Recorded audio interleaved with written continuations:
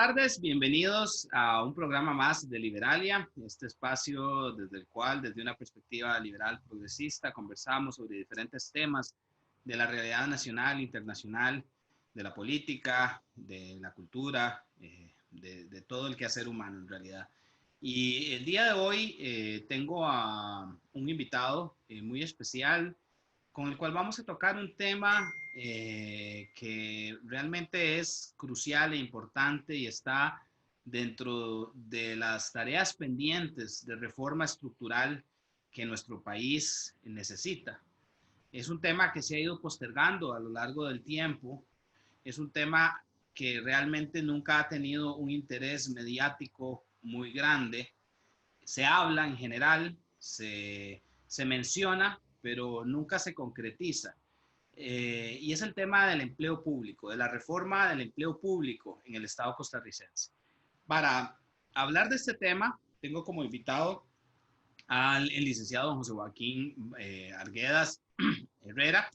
Don José Joaquín es politólogo, también administrador de empresas, tiene una maestría en recursos humanos y una vasta experiencia en el sector público costarricense a lo largo de casi 45 años, creo, 40 años. 45 años. 45 años de carrera en el sector público, 35 de ellos en el servicio civil casualmente, y del cual fue su director del 2006 al 2014.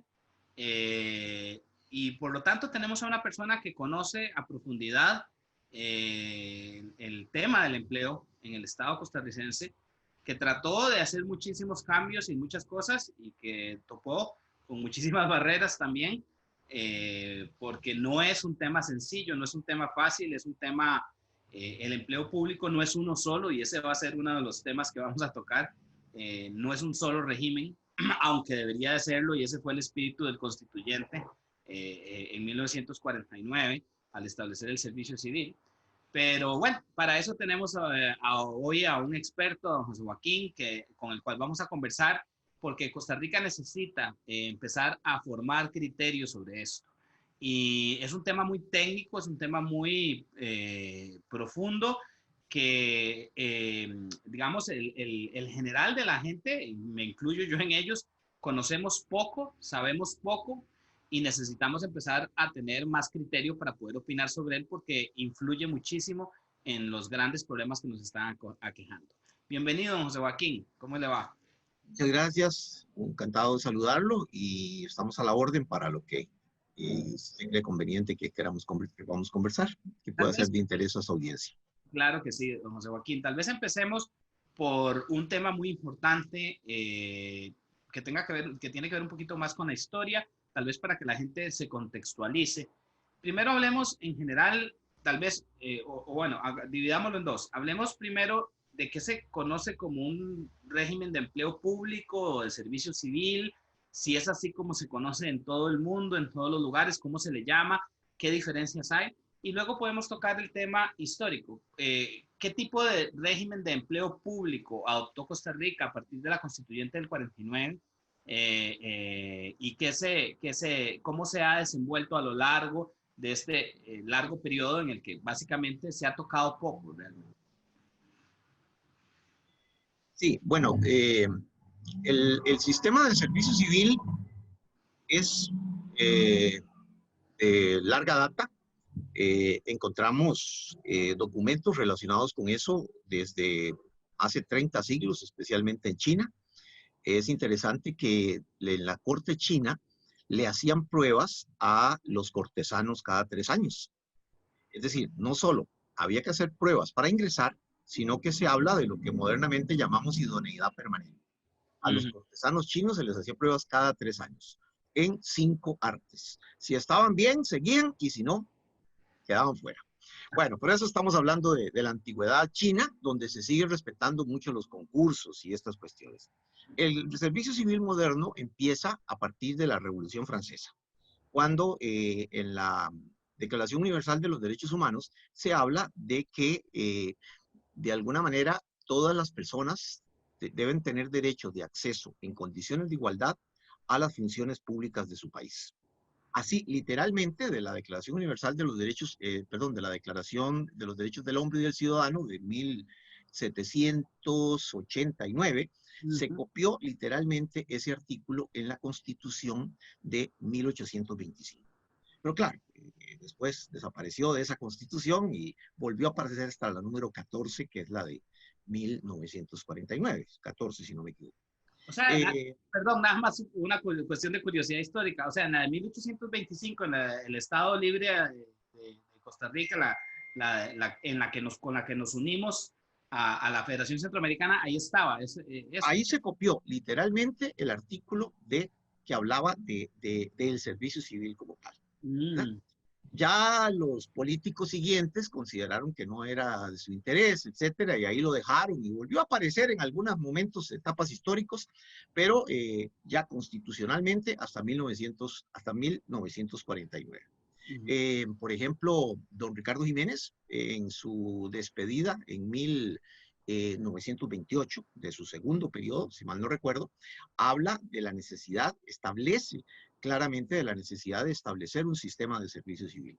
En 1942, José Figueres Ferrer vuelve a hablar del asunto desde su exilio mexicano que tenía en ese momento, nos dice que ya es tiempo de establecer un sistema de servicio civil. Ahora bien, la palabra servicio civil les suena extraña, distante a la mayoría de los costarricenses, y es porque nuestra generación no conoció su antónimo, el servicio militar. Entonces, cualquier persona, el servicio militar. Ah, el servicio militar. Sí, cuando a una persona humilde, no vayamos muy largo, Nicaragua que sea, se le pregunta qué entiende por servicio civil, inmediatamente piensa, bueno, si hay una cosa que se llama servicio civil, que es servicio militar, que en todos los países, salvo Costa Rica, Panamá ahora no existe. Entonces, bueno, lo contrario, el servicio civil debe ser entonces lo relacionado con los demás aspectos de gobierno que no son el aspecto militar. En Costa Rica se habla de servicio civil y la gente le pregunta a uno que si eso es el registro civil, que si es la guardia civil, en fin, siempre se confunde. Ahora bien, como tal, en realidad una definición universalmente aceptada es que es un sistema de articulación del empleo público mediante que determinados países garantizan con enfoques, sistemas, instrumentos diversos, ciertos elementos básicos para la existencia de administraciones públicas profesionales. O sea, el régimen de servicio civil va unido claramente al establecimiento de una administración pública profesional.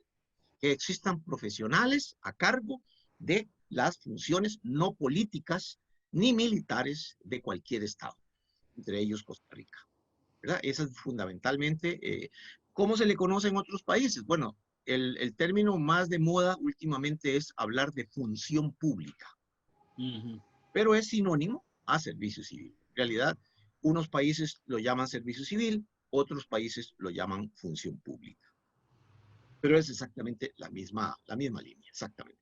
Y en nuestro caso, en nuestro país, se incorporó en la Constitución ya de manera definitiva en 1949, título 15, artículos 191, 192, 193. Y se desarrolló legalmente en los años posteriores, me imagino, a la constituyente, o sea, sí, durante los años 50, me imagino. Claro, el estatuto, la Constitución establecía que en un término de 4 años se debía de dictar una ley, un estatuto de servicio civil. Lo que pasa es que usted como abogado, tal vez comparte lo mismo que me han dicho otros colegas, antes de la sala constitucional, la Constitución era muchas veces un librito que adornaba nuestras bibliotecas. Pero en realidad, ejercerla realmente, el recurso de inconstitucionalidad era muy difícil de establecer y también de que pegara, como se dice popularmente. Sí, era una jurisdicción muy restringida que la veía la Corte Plena, Corte Suprema de Justicia, era el que le correspondía ver las acciones de inconstitucionalidad y habían demasiadas piedras de entrada para llegar hasta ahí. Y entonces realmente la Constitución era letra muerta, realmente. Eso es lo que he escuchado. En ese sentido, el artículo 191 establece claramente que se establecerá un estatuto de servicio civil que regularizará las relaciones entre el Estado y sus servidores. 4 años después se emite el Estatuto de Servicio Civil, nada más que al artículo primero le hacen un pequeño cambiecito con respecto a la Constitución. En lugar de un Estatuto de Servicio Civil regulará las relaciones entre el Estado y sus servidores, le cambian Estado por Poder Ejecutivo. Según nos contó, porque el señor nos acompañó, el presidente de la comisión redactora y primer director general de Servicio Civil se llamó Carlos Araya Borge. Carlos Araya Borge nos contó que la comisión que él presidía recibió una orden directa del presidente Otilio Blanco, donde le decía, básicamente, don Otilio Blanco, que era en ese momento el presidente. Ulate Blanco. Señor, Ulate Blanco, sí. Ajá, sí. La administración Ulate Blanco. Directamente del presidente, a través de su ministro de Trabajo, se les dieron 2 directrices. Que el servicio civil debía de dejarse exclusivamente para el Poder Ejecutivo. Y que todas las autónomas y otros poderes que estaban naciendo en ese momento quedaran por otros medios, por otros mecanismos. Y que también que algo que en realidad hoy podemos pensar que fue muy sabio, porque en otros países no lo han hecho así y se han metido en muchos problemas, que aceptara el Estado como estaba, que todo el estado de la situación, que todo el Poder Ejecutivo quedara cubierto por el régimen de servicio civil, que no hicieran empezar a hacer pruebas, que si tenía requisitos, que si no tiene requisitos, y que entonces podría haber terminado en una situación política muy delicada. Entonces, todo el que estaba quedaba dentro del régimen de servicio civil. Cuando ya esa persona se pensionaba, renunciaba, etcétera, entonces se estudiaba el puesto y se determinaba técnicamente lo que le correspondía. Pero esas 2 directrices vinieron del presidente. La más importante que nos interesa destacar para el caso es que el estatuto únicamente quedó para el Poder Ejecutivo, no para el resto del Estado. Y ahí viene la causa de nuestros problemas. Bueno, no, y ahí iba yo, y vamos a seguir, le voy a dar la palabra que siga. ¿Por qué es la causa de nuestros problemas? Y concuerdo con usted, pero quiero oír sus opiniones de por qué es la causa de los problemas. Ok. Al únicamente cubrir el Poder Ejecutivo y a partir de los años 50 empieza a crecer el sistema de desconcentración del Estado, ahí empieza el ICE, bueno, estaban las universidades, la Corte, el INBU, el AIA, y todas esas instituciones que fueron creciendo y creciendo y creciendo, por lo cual ahora estamos más o menos por ahí de 320 instituciones, ¿verdad? Entonces resulta que, así como estaban las cosas, las instituciones cuando se creaban decían, bueno, a mí nadie me obliga, la ley del servicio civil no me obliga a estar dentro del régimen de servicio civil. Entonces yo hago mi propio sistema de sistema público. Yo establezco mi propio estatuto, establezco mis salarios, establezco, perdone el término que voy a decir, lo que me da en gana, ¿verdad? Dejo a un lado el derecho estatutario y me pongo a firmar convenciones colectivas, que es algo que cuestionan los abogados administrativistas, y entonces es cuando surgen no solo las instituciones, sino también las convenciones colectivas sumamente laxas con respecto a las condiciones de los trabajadores, ¿verdad? Y ahí quiero interrumpirlo porque casualmente para que la gente entienda, el derecho de las convenciones colectivas, es algo muy propio del derecho laboral, que es el derecho, que es parte del derecho privado entre patronos y trabajadores. O sea, la convención colectiva ha existido dentro del sector privado, o así es como se le conoce en teoría. En Costa Rica es un caso muy particular porque se empezó a aplicar la teoría de las convenciones colectivas dentro del sector público, por eso que usted está señalando, porque quedaron fuera del derecho estatutario del servicio civil, y entonces se hizo una mala práctica que ahora ya casi es imposible casi que de echar para atrás, ¿verdad? Porque ¿quién va a echar para atrás con eso, verdad? Porque hay toda una discusión jurídica y don Mauro Murillo, el gran jurista administrativista, es uno de los defensores de esa tesis, ¿verdad? de que el derecho laboral no es el derecho que se debe de aplicar en la relación entre el funcionario público y el Estado, sino el derecho administrativo, ¿verdad? Esa es toda una discusión jurídica que se ha dado.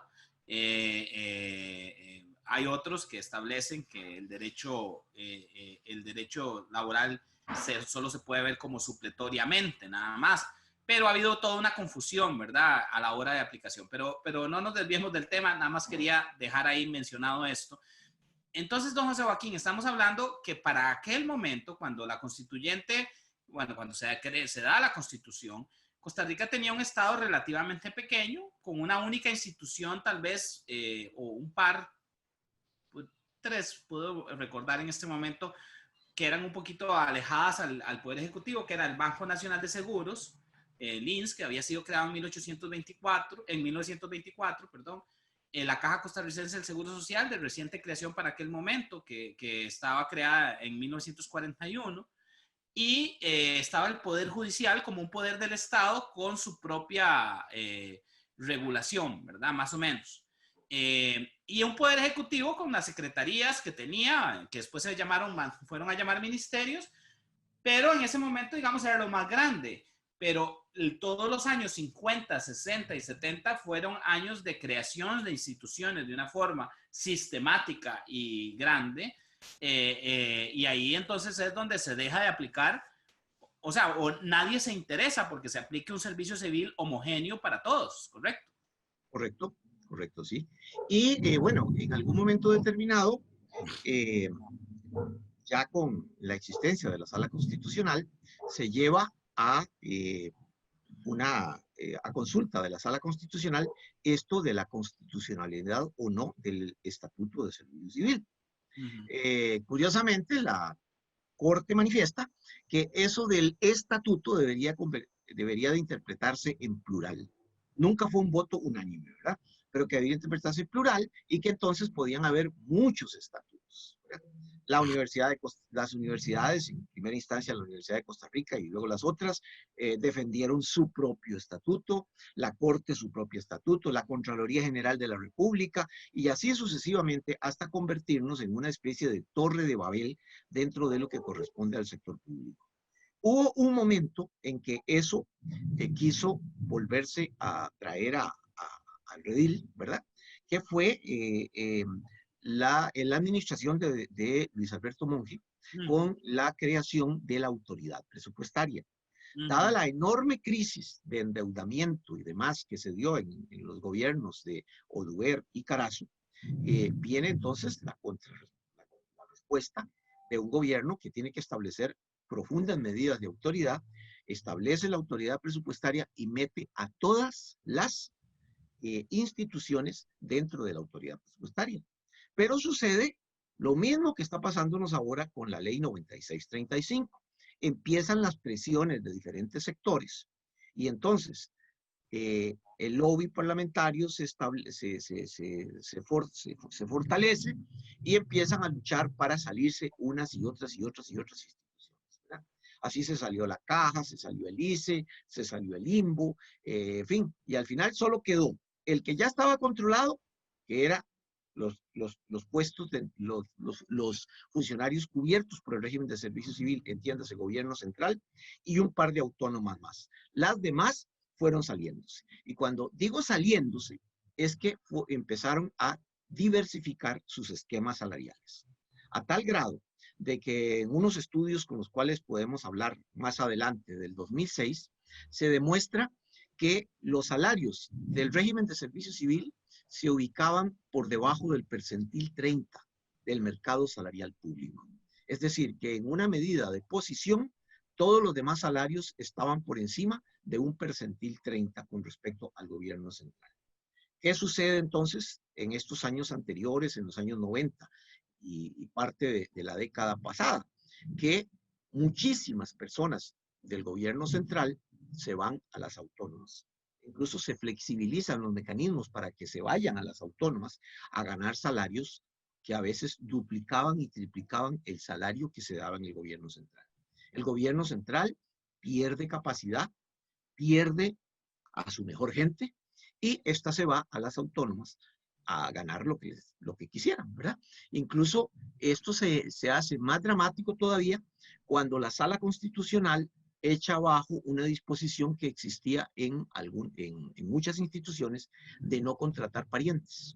Resulta que esto la sala considera que es inconstitucional y entonces resulta que por lo menos esto no es nada que no se sepa.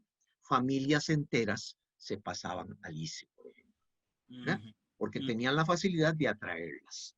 Por ahí se estableció un mecanismo que se llamaba el Staff 880. STAP es el documento de Secretaría Técnica de Autoridad Presupuestaria, que estableció un mecanismo muy fácil con el cual la gente, si había, digamos, venia de parte de las dos instituciones, se pasaba de un lugar a otro.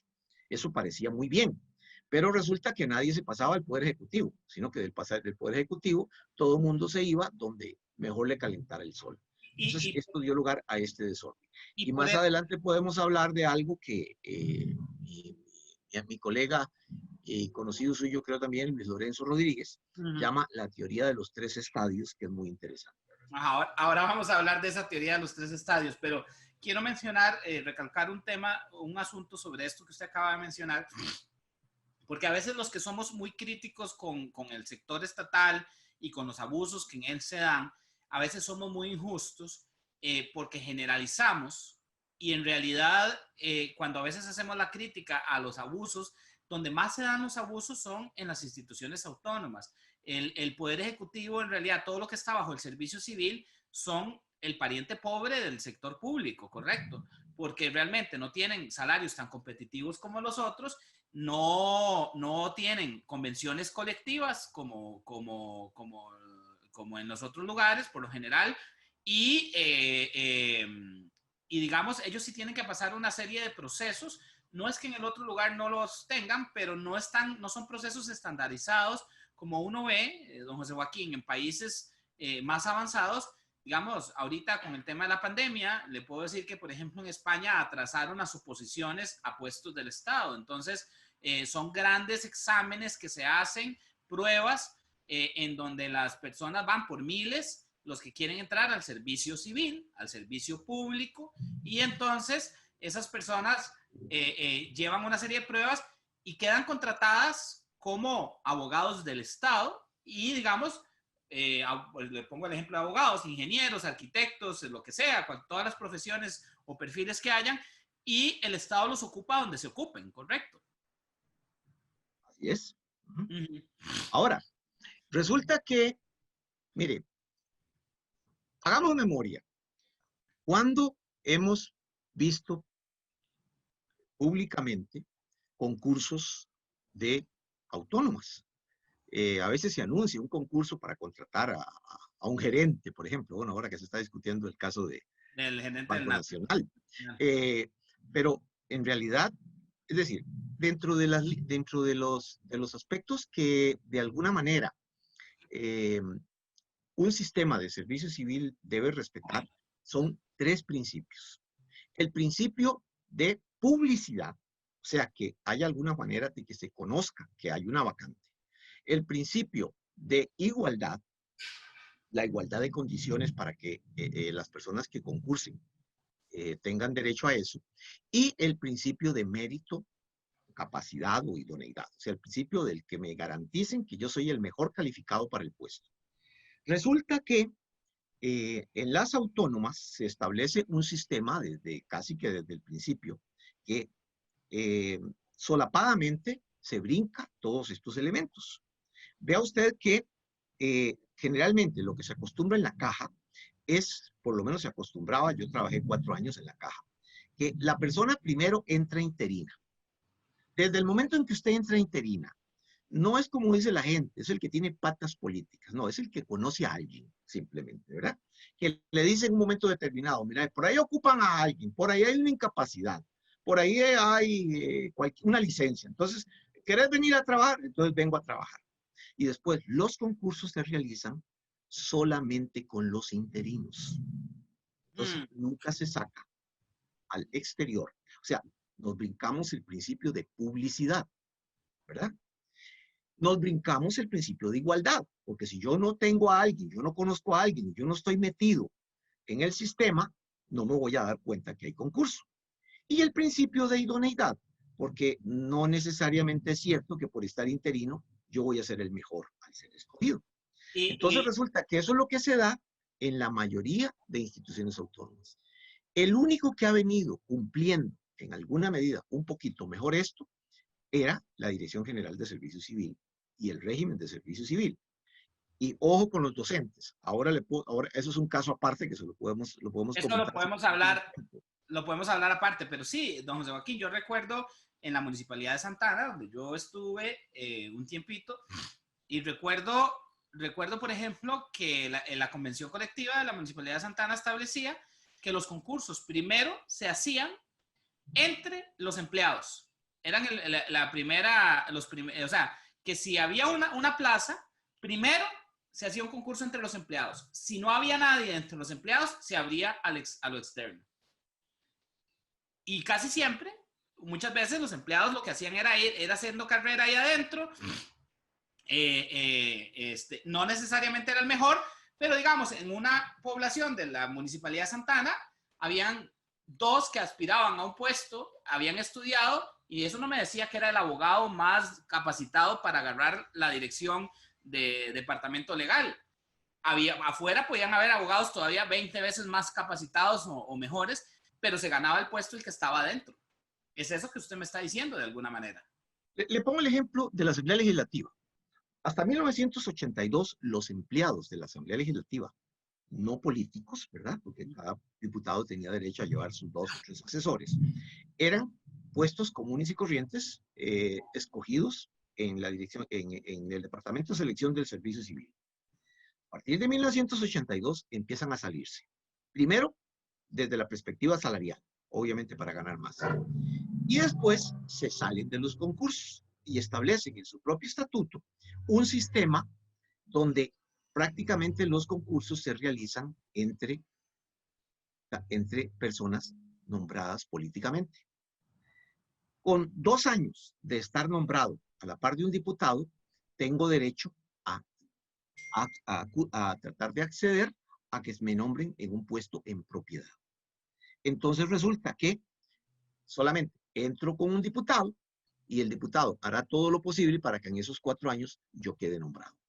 Ese es el sistema de servicio civil que tiene la Asamblea Legislativa, que no es un sistema de servicio civil, es un sistema de nombramiento político. Y ahí es donde está el problema. En recursos humanos se dice que la piedra angular es el sistema de clasificación de puestos. En una empresa así sería, o sea, yo clasifico los puestos y con base en esa clasificación de puestos y un manual de clases, por ejemplo, yo selecciono, yo pago, etc. En un sistema público, tan importante es el sistema de clasificación como la forma en que yo selecciono. Porque si yo selecciono con criterios eminentemente políticos, eso significa que el que viene después de mí tiene todo el derecho de hacer lo mismo o de echar a los que yo nombré y no establecer una carrera profesional que es a lo que se aspira. Ahora, hablemos del servicio civil propiamente dicho. ¿Qué ha pasado y por qué ha sucedido que tampoco dentro del servicio civil conocemos, o no sé si tal vez es desconocimiento mío, que haya habido un sistema de oposiciones, o sea, o cómo funciona entonces el servicio civil frente a este otro sistema de las autónomas y de todo esto? Ok, hasta 1912 y a partir de 1953, podríamos decir, existían concursos periódicos, ¿verdad? Incluso concursos de miles de personas, ¿verdad? Yo conocí concursos donde participaron 90,000 personas. En el año 2011 todavía, en un concurso que hicimos, se realizaron pruebas a 90,000 personas. A 90,000. Sí, señor, duramos año y medio, ¿verdad? Pruebas más, pruebas menos, un sistema bastante fundamentado en pruebas psicométricas, no en tanto pruebas de competencias o pruebas de conocimiento como las que usted describía en España. ¿Y por qué no? Porque son muy caras, ¿verdad? Ahora bien, resulta que el servicio civil prácticamente tenía un problema. Era un gigante con pies de barra, ¿verdad? Resulta que dentro del estatuto establece, por ejemplo, que el director general de Servicio Civil depende directamente del presidente de la República. O sea que ningún ministro le puede dar órdenes. Pero resulta que quien le asigna el presupuesto es el Ministerio de Hacienda. Entonces, el Ministerio de Hacienda, y aquí no es inocente el asunto, empezó a quitarle presupuesto a la Dirección General de Servicio Civil a partir de los años 80, llegando a este siglo en condiciones de quiebra técnica. Imagínense que en el 2006, cuando a mí me tocó ingresar como director, encontré que del presupuesto asignado a la Dirección General de Servicio Civil, el 92% era la planilla. El 7% eran costos fijos, electricidad, alquileres, etcétera, y el 1% para gastos de operación. Con ese 1% yo tenía que hacerle pruebas a todos los concursos, ¿verdad? Y los O concursos, sea, cada vez más, las imposible. pruebas deben de ser, debe aplicarse tecnología. Entonces, en el 2006 teníamos un sistema informático o un acceso a Internet que lo tenía perfectamente una casa de habitación en ese tiempo, ¿verdad? Entonces, a pesar de que hicimos pruebas con plataformas tecnológicas a los docentes y así se vino haciendo desde entonces, a partir del 2014, se logró un ingreso presupuestario importante entre el 2008 y el 2014, pero en el 2014, en 6 meses, se le volvió a quitar al Servicio Civil todo el presupuesto que tenía. Entonces, el Servicio Civil es en este momento una institución quebrada técnicamente, ¿verdad? Donde Bien, prácticamente por encima del 90 es únicamente la planilla. Entonces, es muy difícil, o sea, seamos serios. Hay muchas formas de hacer que algo no funcione. Y claro. es básicamente cuando se te quita el presupuesto de la manera como se ha hecho con el Servicio Civil, en O varias sea, oportunidades. básicamente podemos decir que los políticos adrede les ha interesado un pepino darle alas al servicio civil porque al no darle alas, de alguna u otra manera, los nombramientos siguen siendo muy políticos, entonces, de alguna u otra manera, porque el jerarca, quien está, quien se conoce, quien tiene un amigo que trabaja ahí, quien tiene un primo, un poco usted hablaba ahora del tema de los familiares, y le menciono el caso que ahora hace poco se supo que en el AIA se descubrió por una auditoría que el AIA está lleno de familiares. O sea, Ajá. que tiene un alto porcentaje de sus empleados, todos son familiares entre sí, y que eso lo único que indica es cierto nepotismo. O sea, esta persona nombra al primo de, al hermano de, al hijo de, y así se hace. O sea, es interesantísimo saber esto que usted está diciendo, don José Joaquín, porque básicamente nos indica también una ruta por donde tenemos que ir. Hay que invertirle dinero al servicio civil si queremos, o sea, y es una ilusión o una quimera pretender meter a todos en un servicio civil con ese presupuesto que usted dice, con esa proporción de presupuesto. Sería imposible hacer nada. Por eso mismo, cuando hablamos en algún momento de la nueva ley que habla de empleo público, ¿verdad? Cuyo nombre correcto no debería ser empleo público, sino o ley de servicio civil o ley de función pública, pero no de servicio civil, bueno, pues ese es otro tema.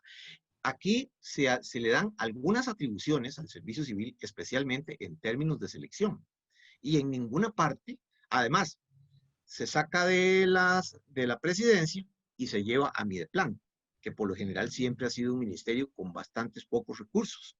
Entonces, es una quimera, digamos, centralizar la selección en el servicio civil, porque sencillamente no la va a hacer. Y lo que puede suceder es algo que ya sucedió en el año 2015. La Dirección General de Servicio Civil emitió una resolución muy parecida a lo que existe en la caja. Desde el 2015 para acá han ingresado miles de funcionarios a los ministerios que estaban interinos con base en concursos cerrados, o sea, en concursos entre interinos, violentando los 3 principios estos de un sistema de empleo público que yo le comentaba. Entonces es Impresionante. parte de lo que hay que saber. Ahora, lo que también hay que aclarar, don Eduardo, y en esto a veces parece que perdemos la virginidad mental, ¿verdad? Es que decimos a menudo, es que los políticos esto y los políticos lo otro. El mayor problema que tenemos en la administración pública es que muchos de estas personas que tienen realmente el poder en las instituciones no son políticos de carrera, son funcionarios públicos en instituciones altamente corporativizadas. Entonces, ese es el problema.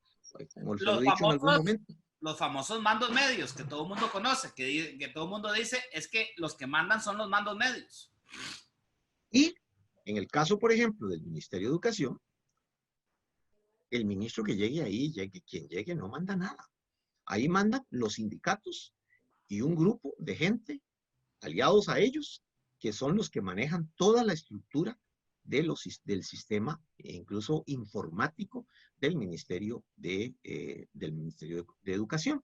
Entonces, en ese aspecto, no, a veces ni siquiera es ese político que llega de afuera, que al fin de cuentas, bueno, siguiendo el principio democrático, si un presidente es electo, tiene derecho a nombrar a su ministro para que ese ministro tenga la oportunidad de traer su línea de gobierno. Eso es legítimo en una democracia, ¿cierto?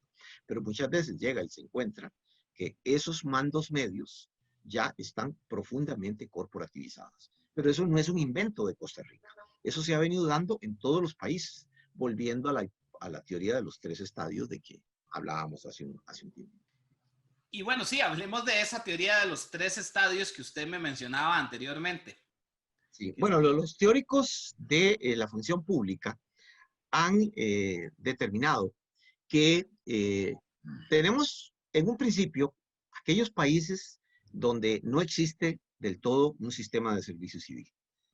No existe una administración profesional, sino que lo que vivimos es a lo que se llama, en Estados Unidos le llamaban la política del despojo. O sea, que el gobierno, que el partido que obtenga el poder, tiene derecho a todo. Tiene derecho digamos, a despedir a todos los empleados públicos y contratar de nuevo.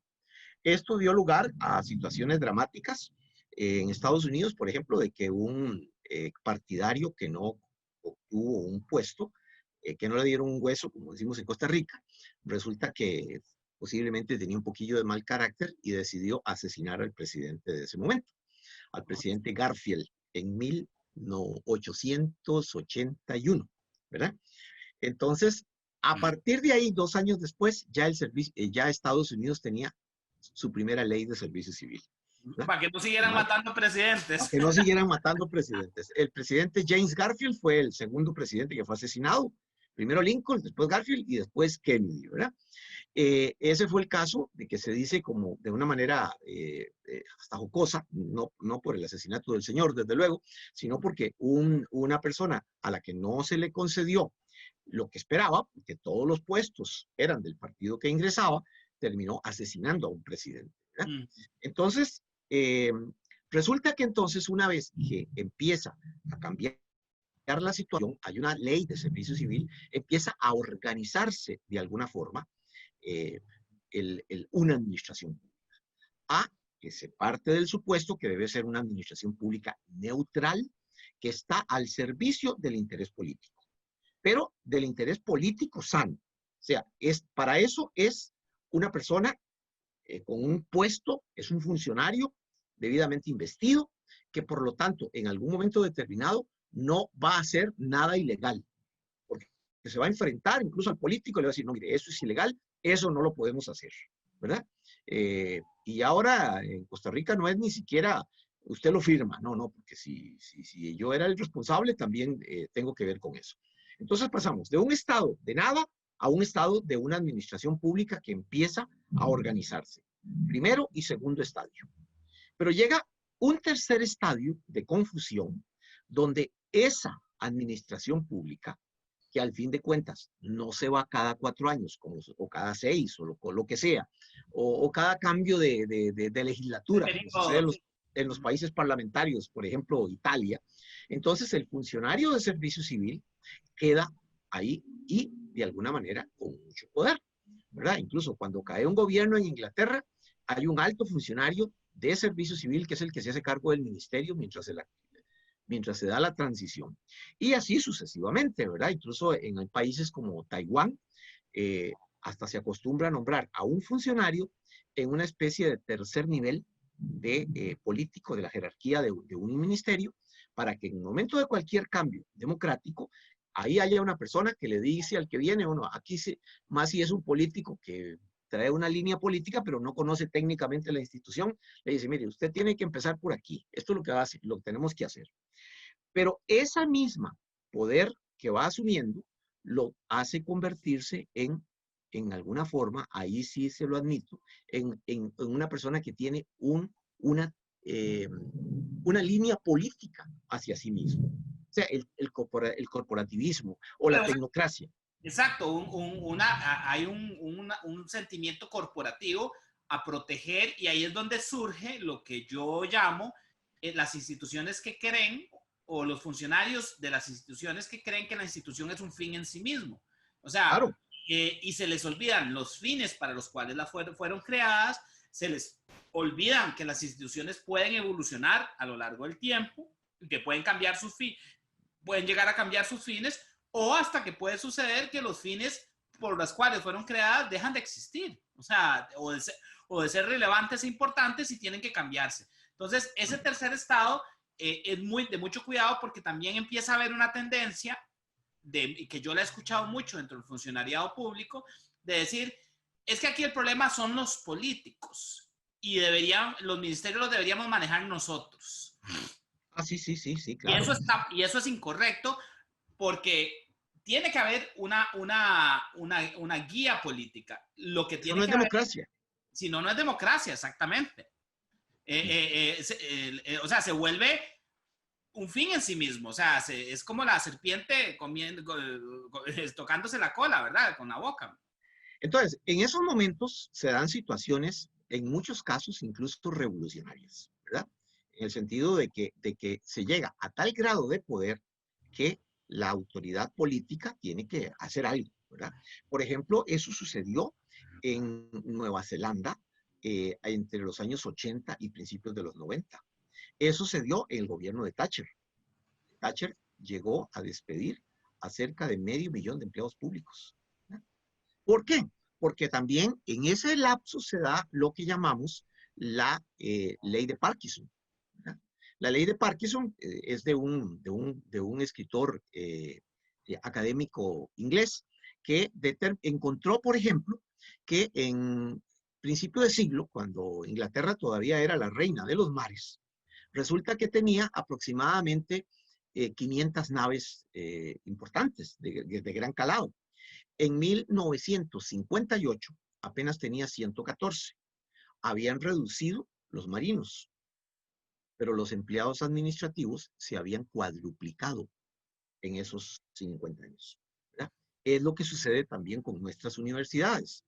Hay por ahí una línea en el sentido de que un estándar internacional de que eh, por cada administrativo deberían de existir aproximadamente 5 profesores. Si usted ve una universidad privada, por lo general tiene ese rango. Esa Eh, proporción. alguna universidad nuestra parece que ha estado en un momento en el cual hay 2 administrativos por cada profesor y ganando mucho mejor que la mayoría de los profesores. Claro. Entonces, se No, da este tipo de situación. Entonces, ahí es donde entonces entra un momento en el cual o termina casi que apoderándose de toda la situación política del país, como hemos venido estando, incluso más que todo con las leyes con las leyes de huelga, que por ejemplo, en lo que es en el sector de educadores, la huelga se convirtió en un modo de vida.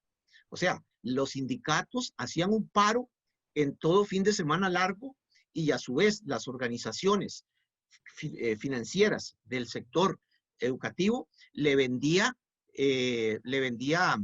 a clubes de viajes y de vacaciones, garantizándoles que iba a haber un paro ese día, ¿verdad? Entonces, a ese nivel de extremo hemos podido llegar en Costa Rica, donde lo único importante, lo único que cambia un poquito la regla, que se dio en una coyuntura extrañísima, fue, o porque ya la situación estaba pegando con cerca, ¿verdad? Fue la misma aprobación de la ley con todas sus deficiencias, la ley 9635. Volviendo a ejemplos, le decía Inglaterra, le decía Nueva Zelanda, de manera lamentable, porque fue a través de una dictadura, pero fue lo que se dio en Chile también.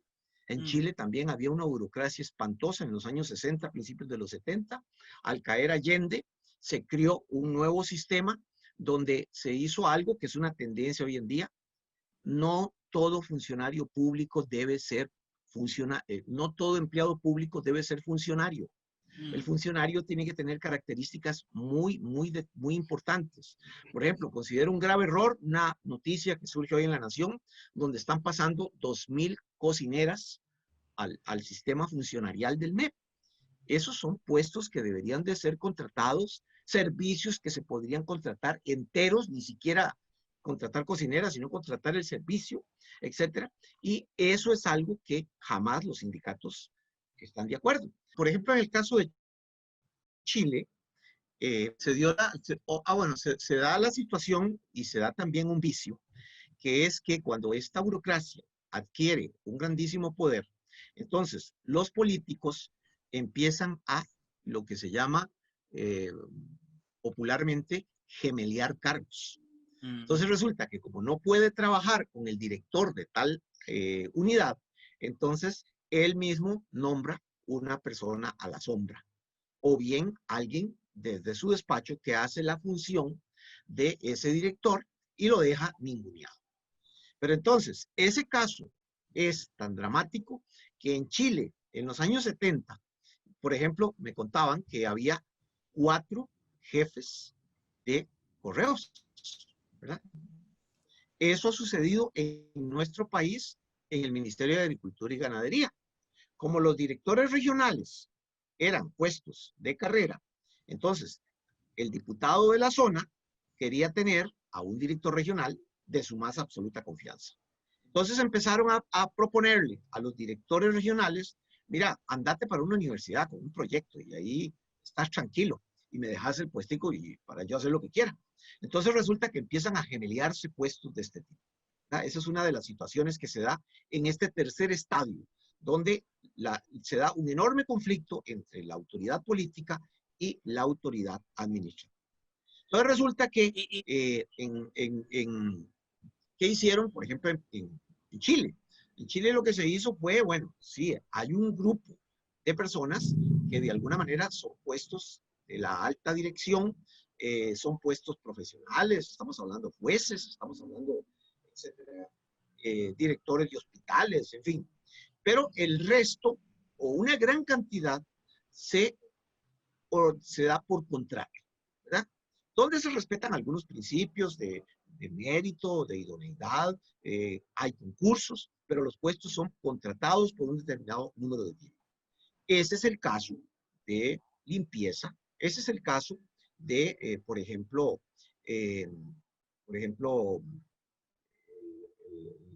cocineras, pero vamos allá. En el caso de Chile, por ejemplo, la selección, eso ya es algo, selección de personal, es algo hoy altamente sofisticado. O sea, existen sistemas de selección automatizados donde usted está aplicando para, qué sé yo, una empresa que tiene su sede en Londres, como se hace también con el TOEIC, ¿verdad? Con los exámenes de inglés, que usted se llega a una cabina y usted está siendo evaluado en otro país. Bueno, eso es lo que está haciendo Chile.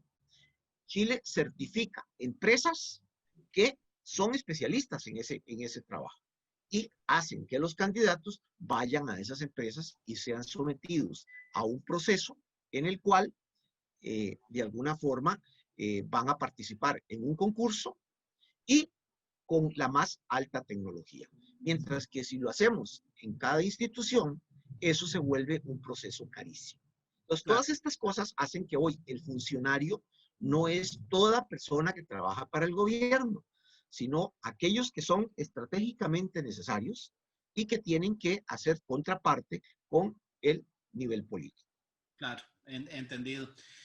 Don José Joaquín, vamos directo o sea, esto ha estado interesantísimo, realmente creo que da un programa solo para hablar de esto y más todavía, más programas, pero tenemos el tema de la ley de empleo público que se está discutiendo.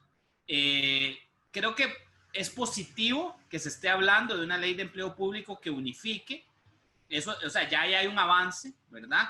Creo que hay un cierto consenso, no digo que un consenso total, pero un cierto consenso en que como está funcionando la cosa no debe de ser.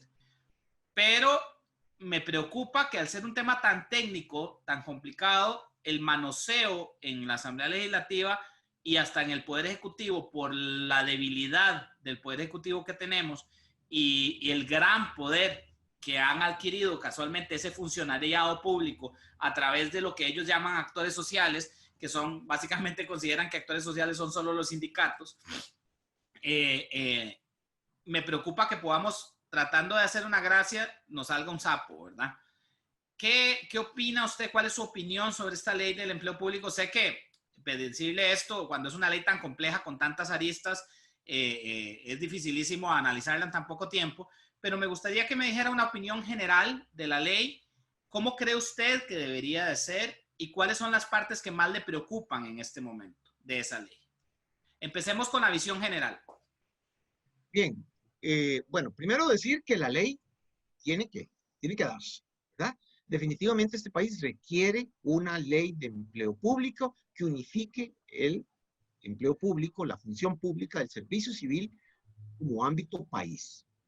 Una ley que establezca no necesariamente un salario para cada actividad, pero sí que establezca las directrices más importantes que de alguna manera deben de darse para la fijación salarial en nuestro país.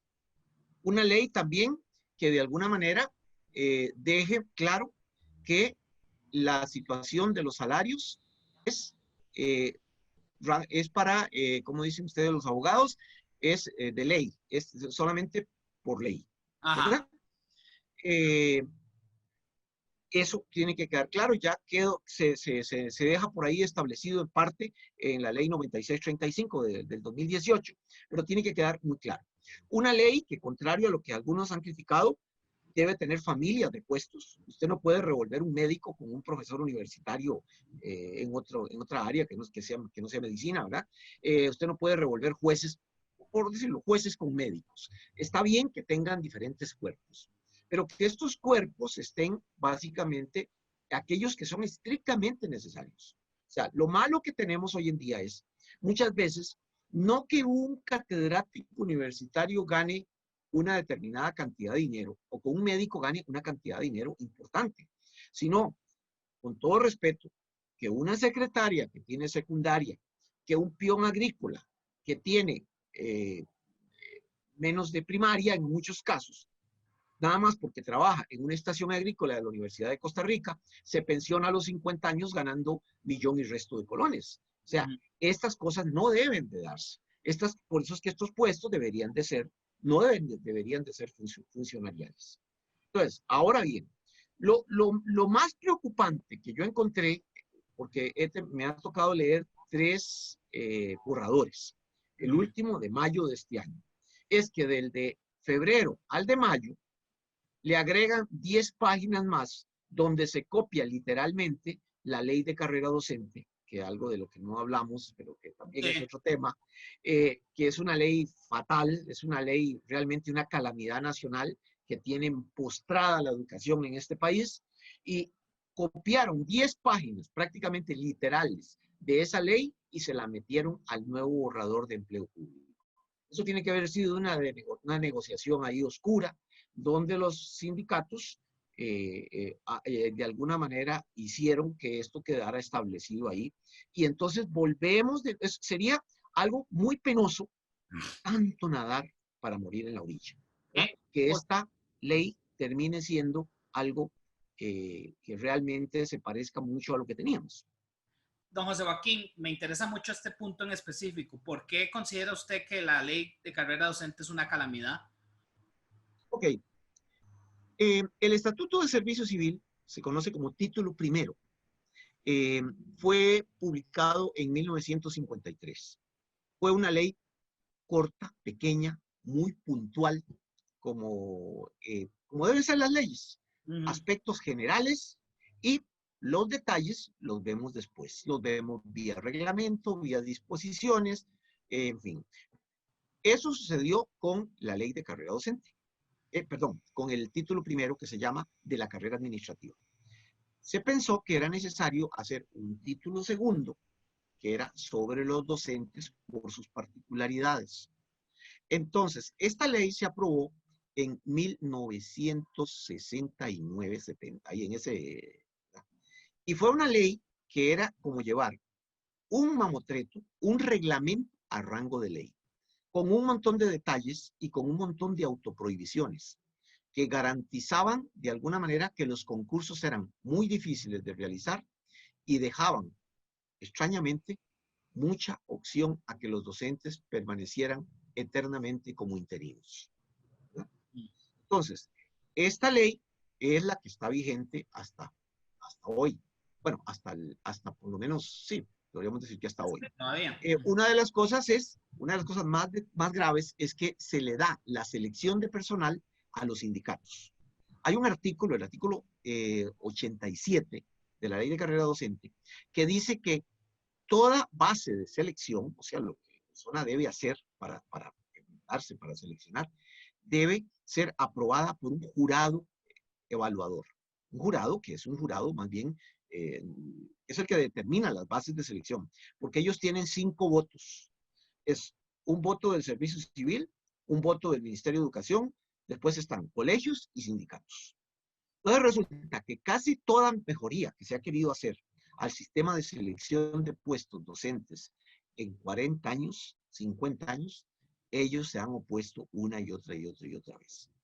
Entonces, el miedo que pueden no tener es que estas cosas pasen de nuevo, queden de alguna manera reflejadas, que pueda ser lo que se esté negociando en este momento en la Asamblea Legislativa, porque el interés de los sindicatos es tener el poder tanto para el ingreso como para la carrera de los funcionarios. Entonces, eso es lo delicado.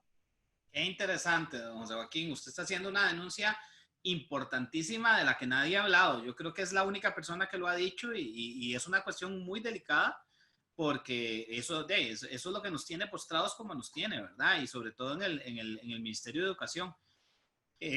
Don José Joaquín, yo creo que a mí, es más, este programa me deja con una tarea pendiente y la tarea pendiente que me deja es que quiero hacer un segundo programa en donde tal vez podamos hablar de la ley propiamente en sí, revisando algunos de los capítulos para hablar algunas cosas más específicas sobre la ley, porque no nos da tiempo, ya se nos acaba el tiempo.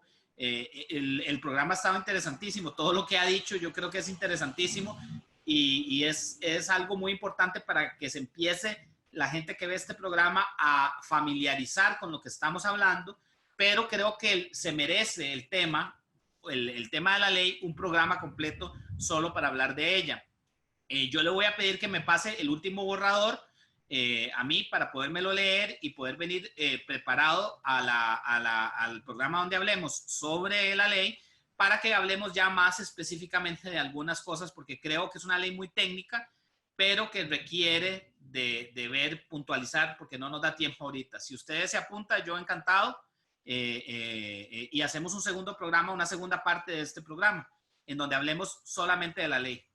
De mi parte, yo encantado. Este es el tema que usted, no, y se ve que lo domina y nada mejor que hablar uno con un experto. O sea, realmente yo no entiendo cómo, no sé si ya lo llamaron, pero para mí usted debería estar en esa comisión pidiéndole su opinión. Lastimosamente, no sé por qué me suena que no lo han llamado. Pero le cuento que trataré con los diputados que conozco de que lo llamen, porque realmente creo que su opinión es muy valiosa ahí. Don José Joaquín, le agradezco muchísimo. Realmente el programa ha estado, por lo menos para mí, interesantísimo y creo que cumple la función de lo que yo quería, que es empezar a crear pensamiento y criterio sobre el tema del le vamos a empezar a llamar, como usted dice, no llamémosle del empleo público, del servicio civil o del funcionario público, que creo que son los términos más correctos que debemos empezar a utilizar. Un cierre. Encantado, estoy a la orden. Encantadísimo, pues. Les agradezco mucho a los que han visto el programa hasta este momento. Les cuento que vamos a tener un segundo programa donde vamos a hablar de la ley. Muchísimas gracias y espero que estén para el próximo programa.